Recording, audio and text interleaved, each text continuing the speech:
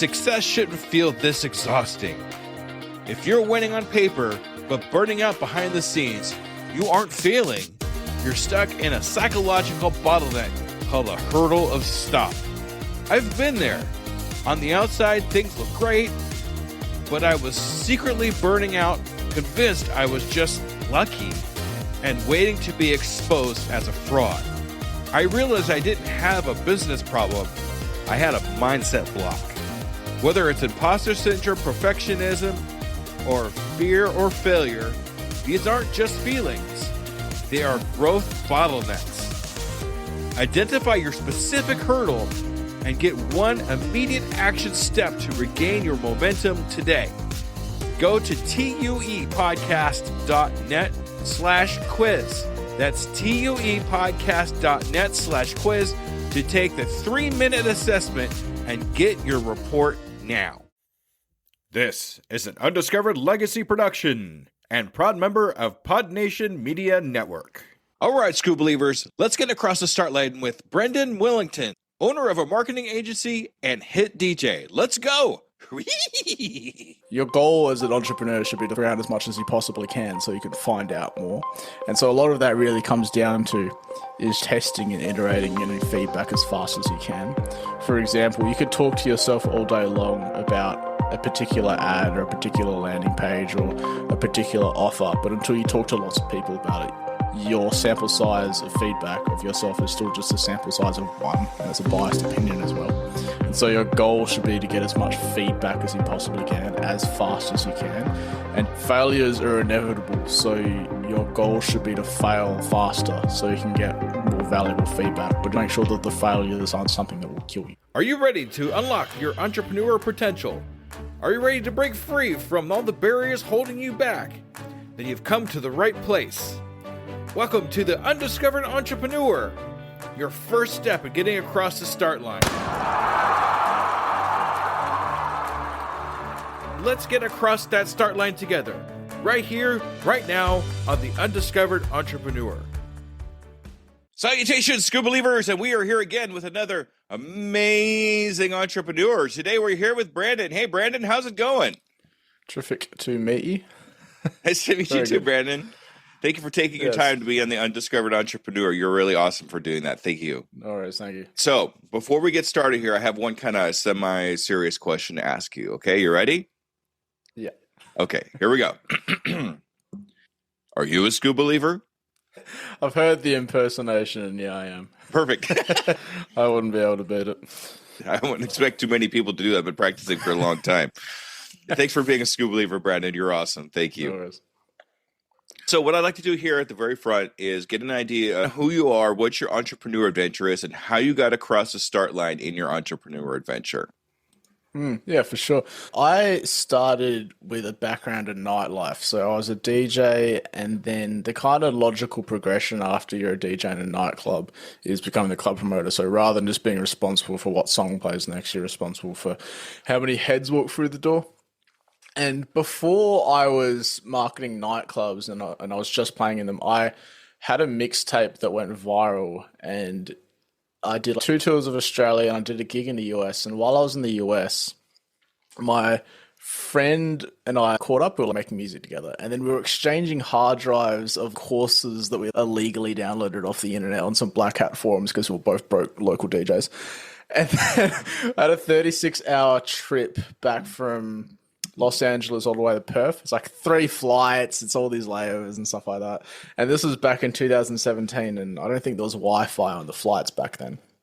So I was like, oh, well, I'll just binge watch this entire course. And I had Ty Lopez's social media marketing agency, whatever it was, one of the big courses he had back in the heyday of online courses and things like that.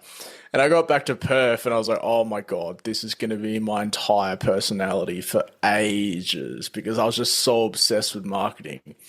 And then I started using some of the strategies and tactics like in nightclubs. And then obviously I branched out to learning from other places and going on YouTube or trying stuff and seeing what would happen. And that was really how I started, was I learnt the skill of Facebook advertising. I got really interested in influence and persuasion. I also got another hard drive that was another course that was on that hard drive was Sam Ovens Consulting Accelerator. Do you remember that one? Yeah, I do actually. Yes. Yeah. That one I attribute.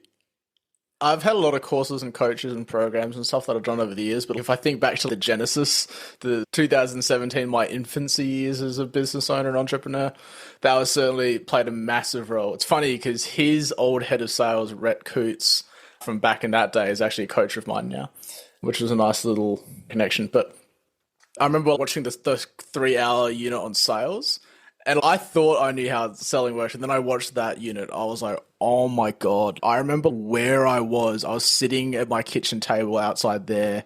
My girlfriend at the time was, what are you doing? Because you haven't not looked at your laptop for like 3 hours. I just had noise cancelling headphones on. And yeah, that was really how I started. And then I was freelancing and doing Facebook advertising, and I would try lots of different things. My thing, if I was to give advice to someone just starting out, was I don't think you should, I have to be careful how I phrase this. I wouldn't be married to your very first business being, oh, this is the one. It would be very akin to if you were dating and you went, all right, the first girl you met in high school is going to be your wife forever. Okay, sure, maybe. But statistically speaking, you probably got 9 more girlfriends to go. And so I was going through this process of essentially just dating a bunch of different business ideas. Okay, well, that was interesting here. I didn't like this though. What about this thing over here? I was freelancing in Facebook marketing for nightclubs, and then have different kind of businesses. And then I had a online course on how to market yourself as a DJ and a producer. I think that was my first serious business. Then I had a DJ school where you learned to DJ clubs and actual clubs during the day when it wasn't being used. Then I had little offshoots of that. Then I had a marketing agency, which is now my main thing. And I've got an online program with a friend, Jackson, who's the co-founder and the main operator for that, which is coaching program for electronic music producers. But I just always had this, I'll try it.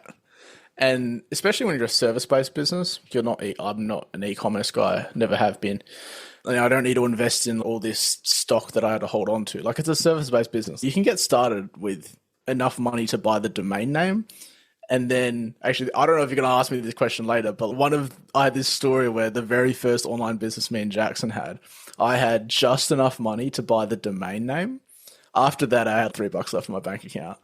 And then, we need ClickFunnels. We're like, okay, well, there's a 14-day free trial. So we'll just get the trial, and then we just pre-sold the program and just got enough money for when the free trial ended. You can always start with pretty minimal investment up front. Just try it. If it doesn't work out, I just wasted a fortnight of work or something like that. No, that's amazing. It's amazing how we could start at one thing.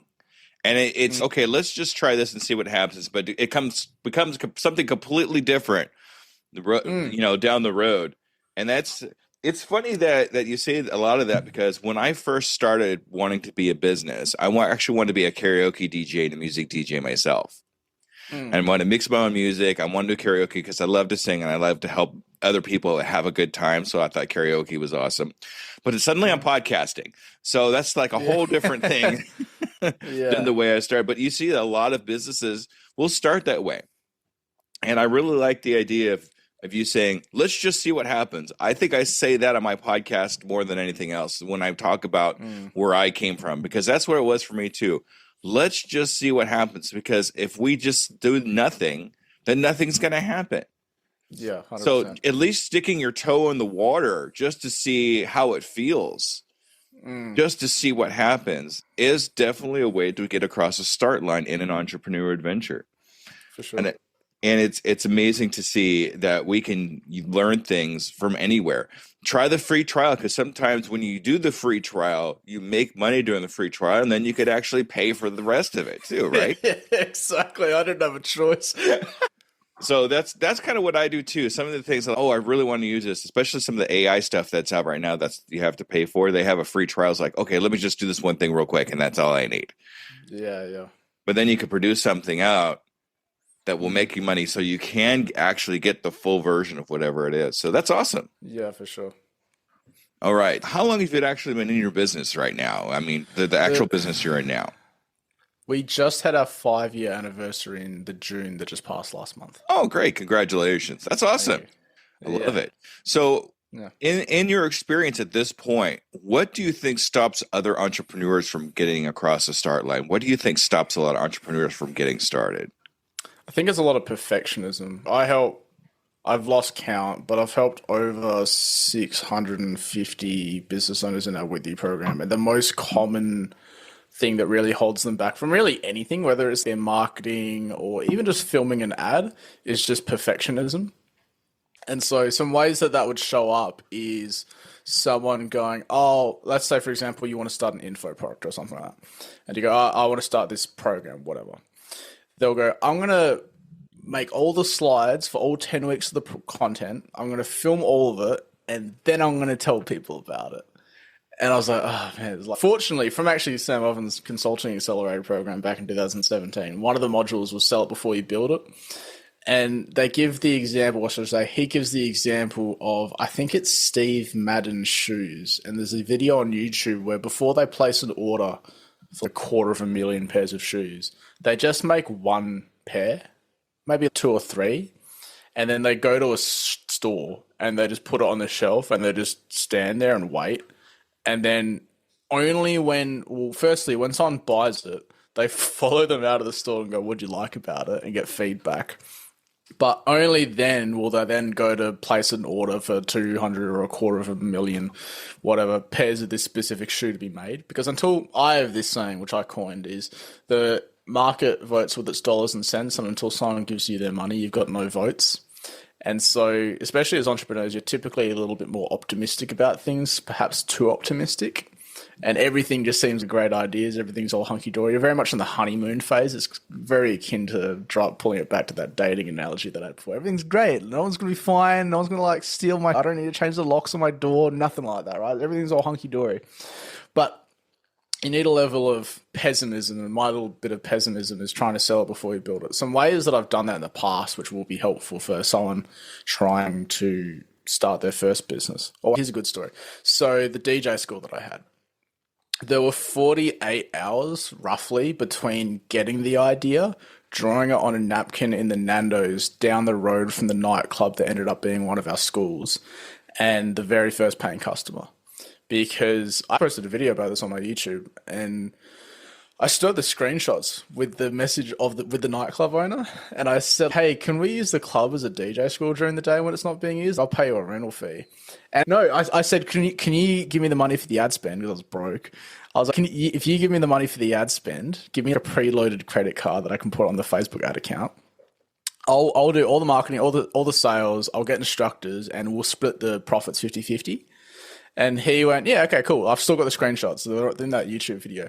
And then I went and made Facebook lead form ads. I manually downloaded the CSV files, put the contacts on my phone, started texting people, calling people, and then sold someone, I don't know, a day or two later or something like that. And we didn't have a syllabus. It's going to be a 10-week DJ course at this venue during the day when it's not being used. And then, but if they ask me what's in week 3 of the syllabus, I haven't made it yet. I know it's going to be a 10-week DJ course. All we were doing was we'd make, all right, well, it's going to be 10 weeks. We knew roughly what it'd be. We knew week 1 would be this, week 2 would be this, week 3 would be this. But then we only made the syllabuses. Syllabuses? Is that the plural? Syllabi. That's all right now.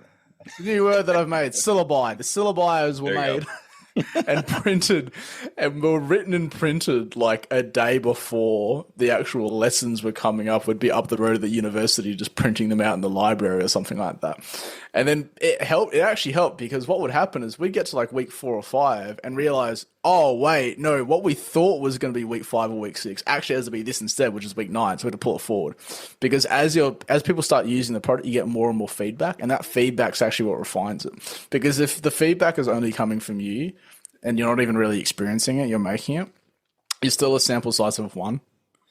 And so you want to get as much feedback as you can, and it's just by putting people through the program and just refining it over time. It's so important to just get that first smallest viable product. And instead of just like you said, and thinking, well, if I like it, everybody's going to like it. That's not how it works. That's just not how it works. You have to get the input from the other people that are actually buying the product, and see what they like about it, what they don't like about it. Maybe listen to them on a couple changes that you can make. And you make a great point too. people vote with their wallets, right? If somebody's going to like it, they're going to pay for it. And if they pay for it, then there's something about it that they really, really like about enough to where they will give you their hard-earned money in exchange for whatever it is, whether it be the course that you're talking about, whether it be the product that you just created. And they're going to be your best voice in how to take your next steps. And that's why perfectionism actually is one of the hurdles of stop that I talk about a lot in my podcasts. And that's a great example of how it could stifle us, how it could stop us from getting across the start line, because we're hiding behind perfectionism.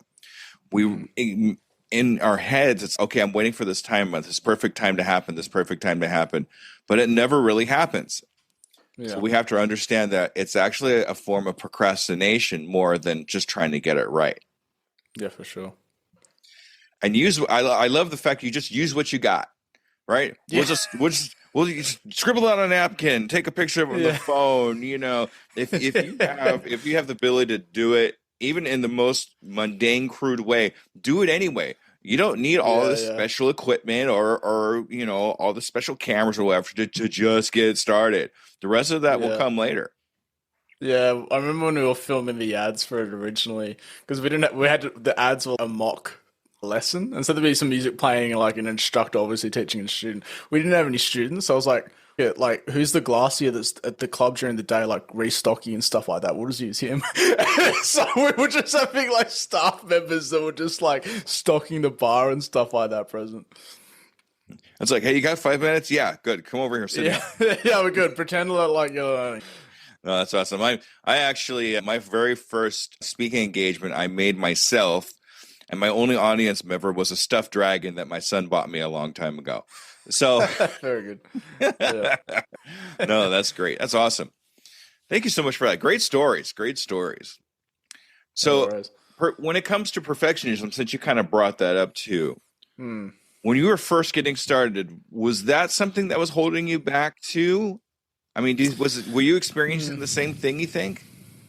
I personally don't think I did too much.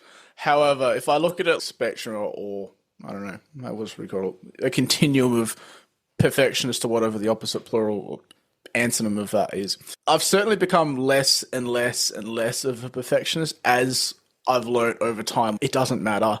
None of this stuff is written in stone. You can change it later. I'll give you a perfect example. So there's another example. So the funnel for my With You program, which is a hybrid model agency that we have, we filmed all the ads and the video sales letter for it just in one morning. And I just one took everything. I'm like, yep, that's an ad, that's an ad, that's an ad, that's an ad, whatever. And then the videographer sent me the rough cut for the VSL. So it's 19 minutes long. But there's parts of the video where I'm saying, hey, flashing up on the screen right now is Tiano's testimonial.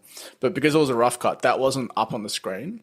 But I bet no one will get to the 17-second mark of this VSL anyway. I'm just going to run it. And so I ran traffic to it and I actually got a lead in the first dollar of spend. It was insane. And then I was like, did someone actually opt in? And so I messaged the videographer. I'm like, hey, I know you said this would be done on Monday, but I'm running traffic to it right now and there's no captions. There's nothing popping up on the screen. And I wasn't too worried about it because viewer retention is pretty low anyway, so it's very unlikely they even got to the 30-second mark. But yeah, it worked straight off the bat. And then as soon as he sent me the final version, or actually no, what he was doing was, because it was 19 minutes long, he just sent me the next couple minutes. And I'm like, all right, cool, just give me that. And then I just changed the URL out and just hope no one will get to the 3-minute mark. And it's all right, cool, we got the next 6 minutes or something. It's all right, so wait, this is hope no one watches past 9 minutes. And just kept swapping it out. That's great. It's so awesome to be able to put something out there like that and understand it's actually working. It's working. We need to keep moving on. Yeah. Give me what you got. Did you get it? Yeah, that's awesome. Yeah, that's literally it. So it doesn't sound like perfectionism was the thing that was kind of holding you back. What do you think was, if you were to say anything, would be the thing that was holding you back when you're first getting started? When I was first getting started, what was holding me back? I think it was I'm struggling to come up with an answer, and I hope that doesn't come off egotistical. Not too much was holding me back. I suppose, because even if I said a lack of financial resources held me back, which could be true, but it just gave me other ways to be creative. So there's always something that holds you back, but you can kind of pull it into your advantage. I think that was one of the things I was good at, was all the stuff that was holding me back. I kind of just reframed it in my head. I'm like, all right, well, we have to get creative anyway. I think the main thing that always kind of stung me in the long run was just financial cash management, because I'm a very like macro level thinker. I'm just very high D personality type, just run it, fix it. And then that means like early on in the business, I had a couple of times where you get a tax bill and you're like, oh, so that's how taxes work. It's like, I don't even have that money in the bank right now. Whereas like marketing, sales, and product, I was always really great at. Operations, finance, and people were always my weaknesses. So I learned the 6 kind of departments of breaking down a business from the Entourage, which was another coaching program I was in. And they split it into marketing, sales, product, and there'd be like drive growth. So whenever you want to make more money, those are your 3 departments that you focus on. And then operations, finance, and people, which will enable growth.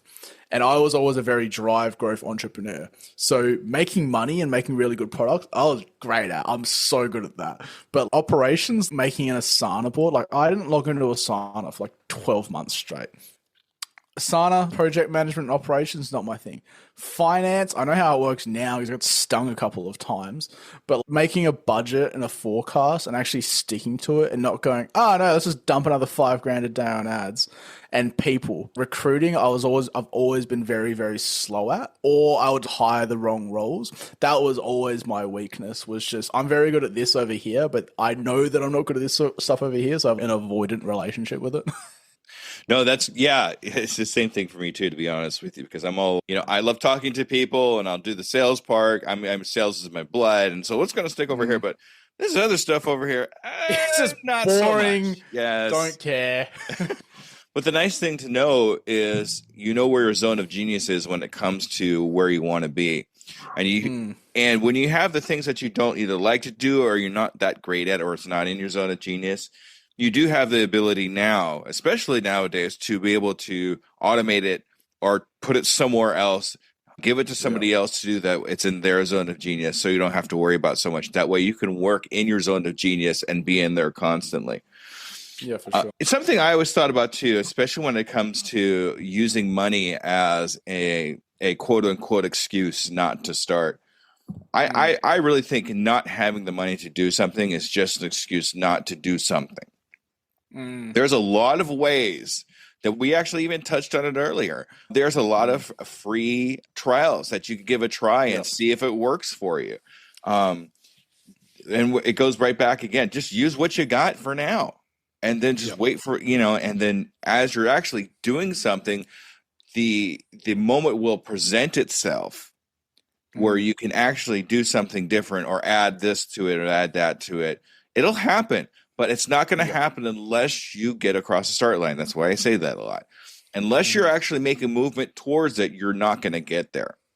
Yeah, for sure. So money is one of those things where it's like, oh, I don't have the money. Okay, well then how do we do it without money? Let's just not stop and say, oh, I don't have money. I throw my hands up in the air and say I'm done. Yeah, right? Exactly. So that's awesome. There's some other ways to think about it too. Like I remember, so I did a bodybuilding competition 3 years ago and I had a posing coach and I was talking to him about, he was still very early in his coaching career, I suppose. And I was trying to help him get more. So I was just talking to him about like growing his business and I was like, just put your prices up. And he's like, I don't think people will like do that. I'm like, okay. So I ran him through this thought experiment. I was like, what's your dream car? And he said, I can't remember, some Aston Martin car, right? And I said, okay, cool. How much does that cost? He's like £160,000 or whatever it was. I was like, all right, if I told you I could get you that car for £20,000, could you find the money? He's like, oh yeah, I'd like borrow money from friends. I get a credit card, all this stuff. I'm like, okay, cool. So now there's just a discrepancy between how much it costs and how much you're like, how far you're willing to go to get this thing, right? And so value is always that difference between, what you want to pay and the value that you'll get. But when you really see the value, like you'll find a way to make it work. Especially if it's that important to you to actually accomplish and do. Mm. I mean, if it's going to be a priority for you, you'll find a way to do it. I found a way. I mean, I'm going to be honest with you. I'm not exactly making loads of money doing this, but I mean, putting a little bit of money aside to get the program that I need, my editing program or whatever it is. There's always a way to do it if you prioritize it. Just like you said with your friend, if we can make 1,000 pounds, we could. I mean, we could make 20. Yeah. We'll talk to members apply for the With You program, and they're like, "Oh, this sounds great, but I don't have that much time, and this sounds hard." And so, okay, so what's Plan B for getting customers? They're like, "Oh, yeah, you're right." So that's why we're kind of people was really, really surprised when we don't push too hard in our sales conversations because they're like, "Oh, it's not really a priority." We're like, "Okay, cool. Why'd you book the call then? Like, what do you want? Is this important to you or not? Because I shouldn't have to convince you that getting more leads for your business is important. You already know that it's important. Now there's just this little voice in your head that's trying to make you procrastinate. Yeah, it's hard. Because I looked into Facebook Ads Manager once and the interface was scary. Womp womp. It's just like, who cares? Imagine complaining about being able to make money on the internet with a Wi-Fi connection on your laptop and high-speed internet. Go work in a coal mine or something. Right. You might as well at that point. So I have a question that I like asking, but I'm sure you've been on a few podcasts and you always hear about what was your hardest pitfall? What was the hardest problem that you faced and that kind of thing? I like to put a little bit of a spin on that. I like to say, what's the biggest pitfall that you had that you're proud of? In other words, I got a good one. Go ahead. You sound like you already know what's going on. I was $250,000 in debt to the ATO, which is the Australian Taxation Office. The payment plan was for 3.5 years or something like that. I got out of it in like 6 months. Nice. And I remember chatting to my parents because we were getting scary letters from the government. I remember talking to my bookkeeper and I was like, how much further? Because I was just basically using the ATO as a line of credit while I was trying to work out how to make the business work. Just shifting everything and pivoting everywhere.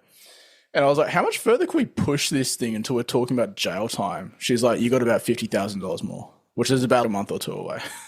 Wow. And I was like, oh, okay. Yeah. Better get a move on there. Exactly.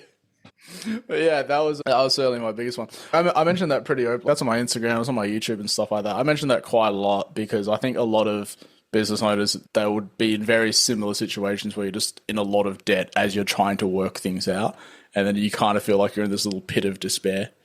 And so, I was like, oh yeah, we're going to have to pay this thing off in like 3.5 years. And then just kept focusing on making the product better, making marketing and sales better. And then we went with this one specific offer that after I looked at all the numbers, I was like, oh, just sell this. Just don't sell anything else. Just sell this one thing. And the business as a whole, between all the different revenue streams that we had, would do about $100,000 a month. This particular offer did $25,000 a month. Now, this one particular offer does about $500,000 a month. And we did that in the space of 6 months. That's definitely one way to do it. Yeah. So what did we really learn in that experience? I mean, it sounds like you were able to pull it off, but what did we get from that? Oh, so much. Just focus on just one thing. I find I was guilty of this as well. I had lots of different offers and lots of different tailoring and things like that. And I thought the solution was do a lot more. The solution was actually just do way less. Rather than all these different offers and all these different funnels, I was like, all right, here's 5 ads that go to one funnel. There's one sales script. There's one possible offer, and that's it. It's amazing how when we concentrate a lot of our energies into just one specific solid thing that we know is already working, yeah, where it can make the biggest difference in just everything. Yeah. Yeah, and I had to, one of the things is most entrepreneurs are pretty trigger happy with saying yes to opportunities. I am very much the same, but I've had to train myself to say no to a lot of things, which I'm much better at now. But sometimes I had to have awkward conversations where I initially expressed intent to do something with someone, not true agreement, but I'm like, oh yeah, I'm keen. And then like 2 weeks later, I've sat and I'm like, that's a massive distraction. That's 100% going to pull you away from the main thing. And so I had to come back with my tail between my legs, like, hey, bro, because sometimes it'll be a friend too. Like, you know that thing we were keen on? I'm like, yeah, I don't want to do it anymore. Well, that's just it. You have to realize that when you are saying yes to a lot of things, you're also saying no to a lot of things too. Yeah, 100%. But on the other hand, too, when you say no to something, what are you actually saying yes to? So it goes both ways. But which one of those ways is going to benefit you the most is what you really have to concentrate on and understand how it actually works for you. Yeah, for sure. All right. So in your vast accomplishments and DJing and everything else that you've been doing, what do you think is your biggest accomplishment? So many. I'm certainly proud of what we've created with you, which is the 2-day workshop and then the 6 months of support afterwards, because we've had business owners come through like the most insane results. Like just the other morning, I got a voice memo on Instagram from one member saying thank you, because I saw all the results he was getting, but he's like, I don't think you really knew how we were when we came to you. He's like, I was like, the business was on life support and I was running the business off of my personal savings. Another online fitness coach that was doing $10,000 a month when he came to me, and that was just 4 or 5 months ago. Now he's hit his first $75,000 a month. I won't say her name because it's private to her, but I had a mother in one of the workshops. Wasn't even at the workshop. I had my own thing going on. She came up to me and my girlfriend at a cafe because she recognized me and said she got to keep her house because of the program, and she had like 2 or 3 of her kids with her. Yeah, just the number of business owners that we've actually helped through the program that have been burnt by agencies in the past. And then we were like, we'll just do this 2-day thing, and then they just beat all of them. Yeah, I'm super proud of that. That's fantastic. I love hearing stories like that where you've put something together for everybody else and it's changed their lives or saved their lives. It sounds even, or something really super positive happened. And they're able to come up to you or message you or something, say thank you for what you've done. That's what I live for, dude. That's the whole reason why I do this, is to help other people. And I don't expect a whole heck of a lot in return, but having that thank you is just, it's the most amazing feeling. Yeah, for sure. I get an industry set as well, where so industry sets for electronic music producers that want to make better music faster, get signed to labels and stuff like that.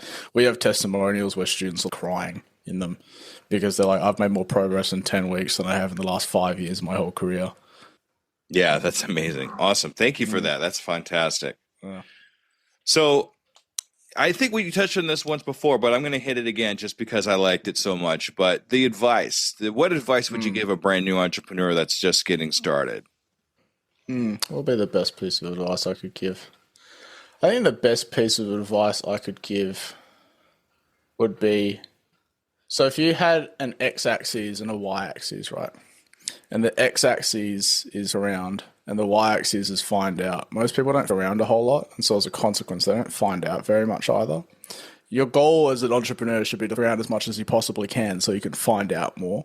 And so a lot of that really comes down to is testing and iterating and getting feedback as fast as you can. For example, you could talk to yourself all day long about a particular ad or a particular landing page or a particular offer, but until you talk to lots of people about it, your sample size of feedback of yourself is still just a sample size of one, and it's a biased opinion as well. And so your goal should be to get as much feedback as you possibly can, as fast as you can. And failures are inevitable, so your goal should be to fail faster so you can get more valuable feedback, but make sure that the failures aren't something that will kill you. Yeah, it's a strategic decision. We got to be very strategic about it, but we still have to put stuff out there to see what will happen. Yeah, 100%. You want to test in a way so that you still can backpedal. So I'll launch offers and be like, that didn't work, never mind. And they go, all right, what about this way? It's, oh, that was a little bit closer, but no, go back, undo it. And then you do another one, and then finally you do one and it hits. Like, all right, bunch of that over and over again. It's a little bit like gambling when you think about it. So is it roulette? I don't gamble. I gamble on my ad account, not in real casinos. But if you have a roulette, you put all your chips on lots of different numbers. It's a bit like that. And then when you got a good feeling about one, you're like, all right, all in on that one. Yeah, I think our odds are a little bit better what we're doing than actual gambling, but we get the point. We know exactly what we're talking about here. Okay, that's awesome, Brandon. I love that. Thank you for that little bit of advice. That's fantastic. Awesome. So I have a tradition I do with all my guests. In the next 6 months, where do you see you and your company? Do you have any goals for yourself in the next 6 months? Yeah, we're going to have an office on the east coast of Australia so we can do workshops over there more frequently, because that's the main demand. Is if I want to help more business owners divorce their advertising agencies, get better results, we had to be able to just simply run more workshops. So that just means more staff, a team over on the east coast. So my team in Perth doesn't have to fly across the country for every single month or something like that. So yeah, that's where we're going. Okay, awesome. So what I'd like to do here with you, Brandon, is in the 6 months, I'd like to have another interview with you just like this one, and to see if we are able to accomplish that and see where life has taken you over the last 6 months. Is that okay with you? Sounds great. I'd love to. All right, awesome. Thank you.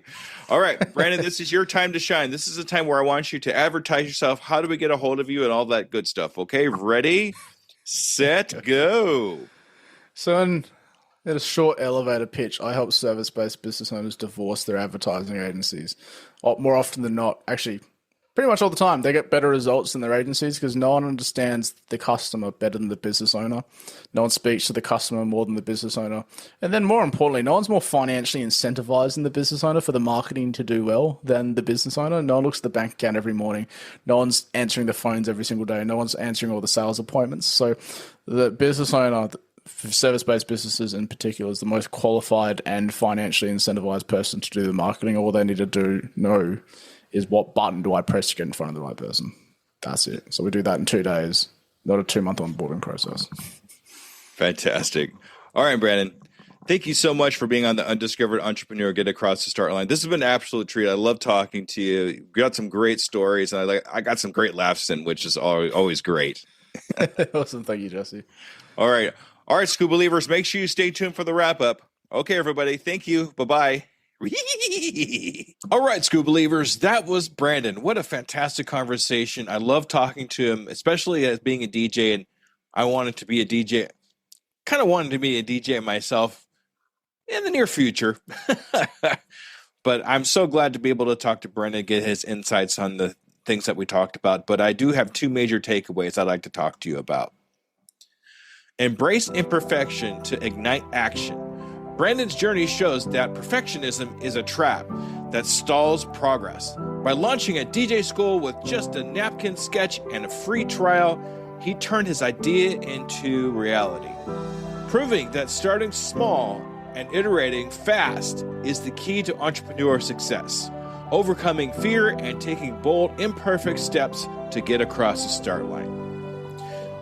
Focusing on one core strength. By narrowing his focus to a single high-impact offer, Brandon transformed his business from $100,000 to $500,000 in just 6 months, demonstrating that concentrating energy on what works best can lead to exponential growth.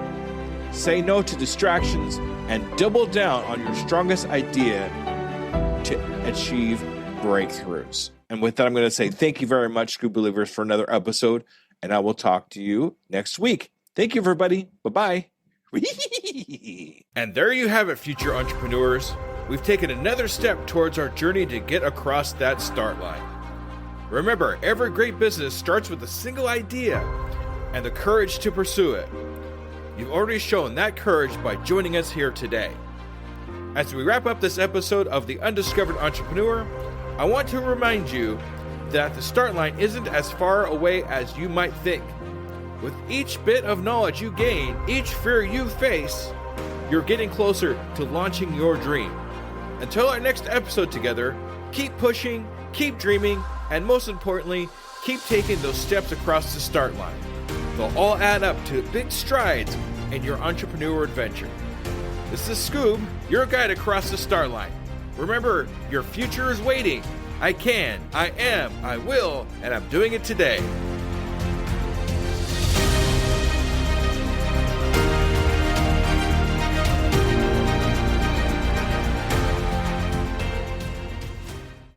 Hello, Screw Believers. Let me ask you a real quick question. How many cups of coffee have you had today? 3, 5, 7? And let me guess, you've got a Red Bull in the other hand just in case, right? Yeah, I see you. Now, here's the truth bomb nobody wants to hear. You're not building a business. You're building a caffeine dependency. Listen, I get it. When you're grinding 12, 14, 16-hour days, you're building something from nothing. When you've got payroll to meet, investors to impress, and visions that won't wait. You need fuel. But what if I told you that the fuel that you're using is actually slowing you down? What if the very thing that you think is keeping you sharp is actually making you dull? Enter Rise Coffee. This isn't your grandma's mushroom tea. This isn't some hippie wellness trend. This is science meets performance. And here's what makes Rise different. Less than half the caffeine of a regular cup of coffee. But here's the kicker. You won't miss it. 6 organic powerhouse mushrooms, including cordyceps, what Olympic athletes use, and lion's mane, what Silicon Valley biohackers swear by. Sustained energy that doesn't spike and crash. We're talking smooth, clean power from morning to moonlight. Crystal clear focus without the jitters. Imagine closing the deal with calm, confident mind instead of the caffeine chaos. Gut health and immune support, because what's the point of building an empire if you're too sick to enjoy it? So here's the challenge to you. Stop borrowing energy from tomorrow. Stop running on fumes and call it a hustle. Stop wearing your caffeine addiction like a badge of honor. Real entrepreneurs optimize, real entrepreneurs adapt, real entrepreneurs win. You can't win if you're crashing at 2 p.m. while your competition is just getting started. Break the cycle. Head to risesuperfoods.com right now and use code PODNA15 for 50% off your first order. That's PODNA15 for 15% off. Try it for 30 days. If you don't feel the difference, if you don't feel sharper, calmer, more focused, more alive, then go back to your 6-a-day cup habit. But I'm telling you, we won't, because once you feel what real energy feels like, you'll never go back. Ditch the addiction, fuel your empire, and rise up. Rise Coffee, energy that builds, not burns.